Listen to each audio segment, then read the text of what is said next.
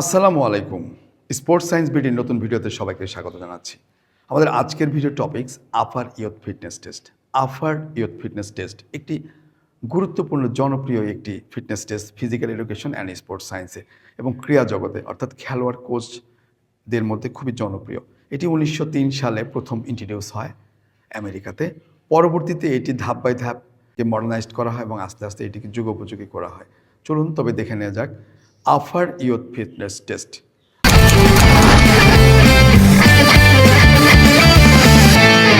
আপার youth fitness test অর্থাৎ আপারের full form হচ্ছে American association for health physical education and recreation. এটির full form. এটি 1903 সালে যখন করা হয় তখন এটির এই অ্যাসোসিয়েশনের নাম ছিল আমেরিকান ফিজিক্যাল এডুকেশন অ্যাসোসিয়েশন, এপিই সংক্ষেপে বলা হতো। পরবর্তীতে 1937 সালে এটির নামকরণ করা হয় American association for health physical education and recreation, AAHPE। বর্তমানে এটির নাম আপার অর্থাৎ American association for health physical education and recreation. এই টেস্টে আপনার ফুল বডির একটা ফিজিক্যাল ফিটনেস টেস্ট নেওয়া হয়। আমরা জেনে নেই কোন কোন টেস্ট ব্যাটারি রয়েছে। এটিতে মোট 7টি টেস্ট ব্যাটারি রয়েছে। এটি একটি বড় প্রসিডিউর। এই টেস্টগুলো আপনি চাইলে একদিনে না করে 2-3 দিনেও করতে পারেন, কারণ এটা একটা বড় প্রসিডিউর, বা একদিনেও করতে পারেন একটু গ্যাপ দিয়ে দিয়ে। দেখেন, নাম্বার 1 পুল আপস বয়েজ অথবা flexed arm hang girls. Number 2 sit ups. Number 3 shuttle run. Number 4 50 yard dash. Number 5 softball throwing for distance. Number 6 standing broad jump. Number 7 600 yard run. প্রথমেই দেখে নেই পুল আপস অর ফ্লেক্সড আর্ম। পুল আপস কারা করবে? বয়েজরা পুল আপস করবে। ফ্লেক্সড আর্ম কারা করবে? গার্লসরা করবে। পুল আপস কি? আমরা যে চিন আপ দেই ওই চিন আপটাই। ফ্লেক্সড আর্ম কি? ঝুলে থাকা, আর কিছু না। সহজভাবে বাংলায় বুঝিয়ে দিলাম। এখন আমরা নাম্বার 1 দেখি পুল আপস অ্যান্ড ফ্লেক্সড আর্ম। এটা কীভাবে টেস্ট নেবেন? এইটার মাধ্যমে কি জানতে পারবেন? পারপাসটা কি? এই টেস্টের purpose two measure arm and shoulder strength, অর্থাৎ আর্ম এবং শোল্ডারে কী পরিমাণে স্ট্রেংথ আছে সেটি এটি দ্বারা মেজার হবে। এটির জন্য কী কী যন্ত্রপাতি প্রয়োজন হবে? একটা বার লাগবে, আপনি যাতে ধরতে পারেন এরকম একটা ডায়ামিটার একটা বার লাগবে, যেটার মাধ্যমে আপনি চিনটাকে আপ করবেন আর ডাউন করবেন। আপনি নিচে ঝুলন্ত থাকা অবস্থায় পাগুলো যেন মুক্তভাবে ঝুলতে পারে সেই ব্যবস্থা রাখতে হবে। পা যেন ফ্লোরের সঙ্গে টাচ না খায়, বারটা এমন জায়গায় স্থাপন করতে হবে। তাহলে আমরা প্রসিডিওরটা জেনে নিই কীরকম। একটা খেলোয়াড় বা অ্যাথলেট, আপনারা ছবির মাধ্যমে দেখতে পাচ্ছেন, একটা খেলোয়াড় বা অ্যাথলেট তার চিনটাকে আপ করবে।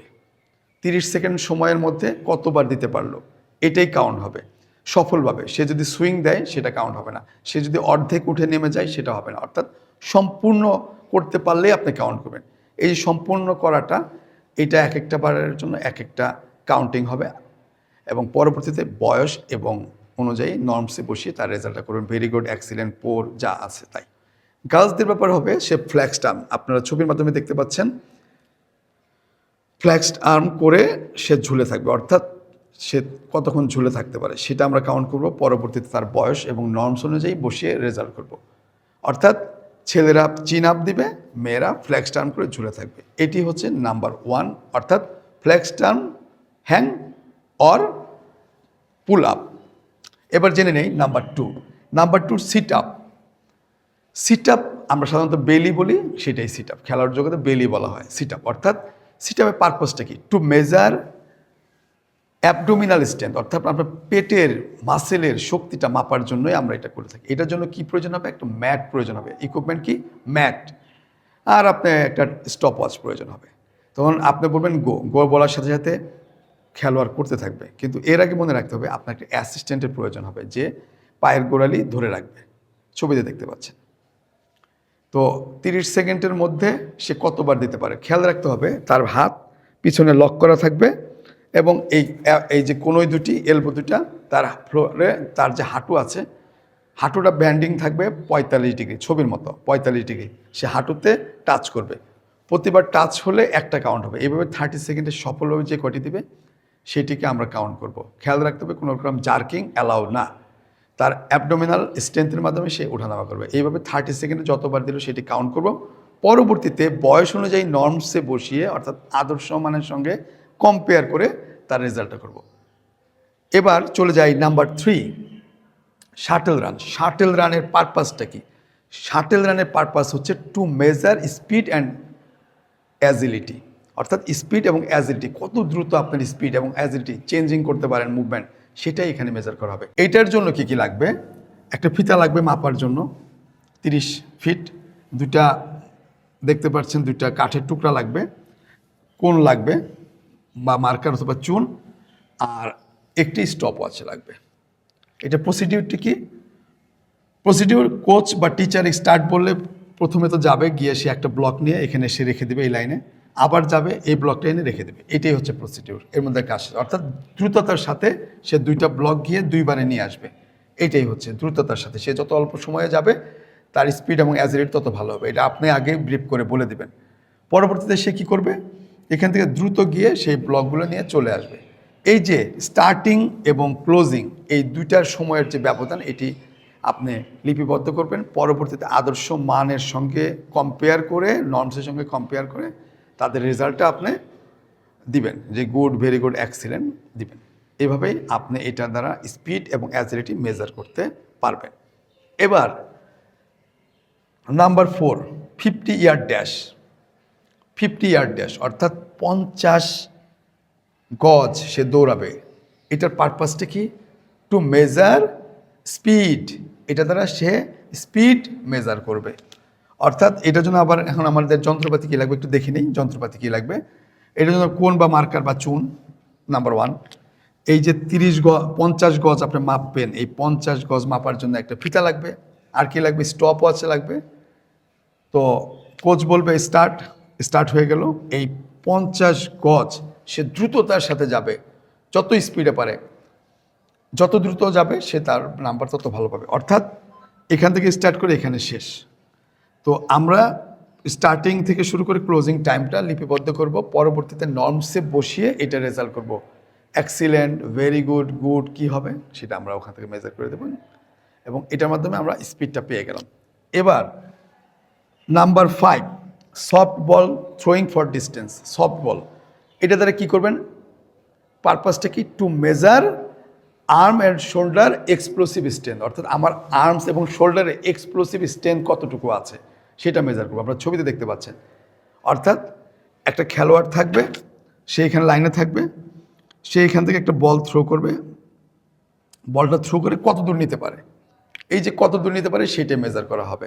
অর্থাৎ তার ডিস্টেন্সটা মেজার করা, পরবর্তীতে না অনুযায়ী বয়সে বসিয়ে তার রেজাল্টটা করা হবে। এটা দ্বারা আর্ম অ্যান্ড শোল্ডারের এক্সপ্লোসিভ স্ট্রেংথ মেজার করা হয়। আর এটার জন্য প্রয়োজন হবে একটা বল এবং একটা ডিস্টেন্স মেজার করার জন্য tape. Number 6, standing broad jump. Standing broad জাম্পের পারপাসটা কি? কেন? উদ্দেশ্য কি? এর উদ্দেশ্য হচ্ছে to measure explosive leg strength, অর্থাৎ আমার পায়ের লেগ স্ট্রেংথ কতটুকু আছে সেটাই এখানে মেজার করা হবে। এটার জন্য যন্ত্রপাতি কি প্রয়োজন হবে? দেখেন, যন্ত্রপাতি কিছুই না, এখানে প্রয়োজন হবে একটা ম্যাট থাকবে, ম্যাটে দাগ কাটা থাকবে। যদি ম্যাট আমরা না পাই তাহলে আমরা টেপ ফিতা বসিয়ে দিব। কোচ এখানে গো বলার সঙ্গে সঙ্গে প্লেয়ার হাতে সুইং করবে, অর্থাৎ ছবিতে দেখতে পাচ্ছেন তারা এইভাবে হাতে সুইং করবে এবং জোড়া পায়ে যতটুকু যেতে পারে সেটা করবে। আমরা সবসময় তার পায়ের গোড়ালিতে মেজার করবো, তার পায়ের গোড়ালি যদি এখানে হয় আমরা মেজার করবো এবং এতে নর্মসে বসে রেজাল্ট দেবো। খেয়াল করবেন এখানে যে প্রবলেমগুলো করে স্টুডেন্ট কী করে, অনেক সময় জার্কিং করে, অনেক সময় কি করে সে লাফ দেওয়ার একটা ডাবল জাম্প করে, অনেক সময় আগে পিছিয়ে পা ফেলে, অনেক সময় হাত পিছনে ফেলে। এগুলো অ্যাভয়েড করতে হবে, আগে থেকে বলে দিতে হবে যে তুমি যদি পিছনে হাত দাও আমি পিছনে হাত কাউন্ট করবো, তুমি যদি কোমর পড়ে যায় তাহলে আমি কোমরে কাউন্ট করবো। সুতরাং এভাবে বলে দিলে সে তার মতো করে টেস্টটা দিবে এবং তাকে ডেমো করে দেখিয়ে দিবেন। এবং এটার মাধ্যমে আমরা কী করবো? এক্সপ্লোসিভ লেগ স্ট্রেংথ মেজার করবো। Number 7, 6 yard run. 6 yard run দ্বারা আমরা কী মেজার করি? পারপাসটা কি? টু মেজার এন্ডুরেন্স, অর্থাৎ তার এন্ডুরেন্স ক্যাপাসিটিটাকে আমরা এখানে মেজার করব। খেয়াল করেন, যদি আমরা এটাকে 600 মিটার ধরি, প্লেয়ার এখান থেকে স্টার্ট করলো এবং এখান থেকে চলে আসলো, এইভাবে তার 600 ইয়ার্ড হলো। অর্থাৎ সে কত সময় ধরে দৌড়ালো সেটা আমরা লিপিবদ্ধ করবো, পরবর্তীতে বয়সের সঙ্গে মিলিয়ে আমরা তার রেজাল্টটা করে দেবো। এটা ইচ্ছা করলে বর্তমানে মডার্ন যুগ, আপনার হাতের ঘড়িটি দিয়েও করতে পারেন যে 600 ইয়ার্ড রান করবে সে গতির সাথে। সুপ্রিয় দর্শক শ্রোতা, আমাদের অনুষ্ঠান আজকের মধ্যে এখানে শেষ হচ্ছে। আমাদের অনুষ্ঠানকে যদি ভালো লাগে তবে লাইক, কমেন্ট, শেয়ার করুন এবং আমার চ্যানেলটিকে সাবস্ক্রাইব করুন। আপনার একটি লাইক, কমেন্টস এবং আপনার সাবস্ক্রাইব আমার কন্টেন্ট বানানোর আগ্রহকে বাড়িয়ে দিবে এবং আমি আরও ভালো ভিডিও নিয়ে আপনাদের সামনে হাজির হব। আমার অনুষ্ঠানকে যদি খারাপও লাগে সে বিষয়ে কমেন্ট করুন। আমি চাই ভালো বা মন্দ দুটোই আমাকে ফিডব্যাক দেন, যার মাধ্যমে আমি আমাকে ডেভেলপ করতে পারবো এবং বাংলাদেশের ক্রীড়ার উন্নয়নে সহায়ক ভূমিকা পালন করব। সুপ্রিয় দর্শক মণ্ডলী, আজকের মতো এখানেই শেষ করছি। আসসালামু আলাইকুম।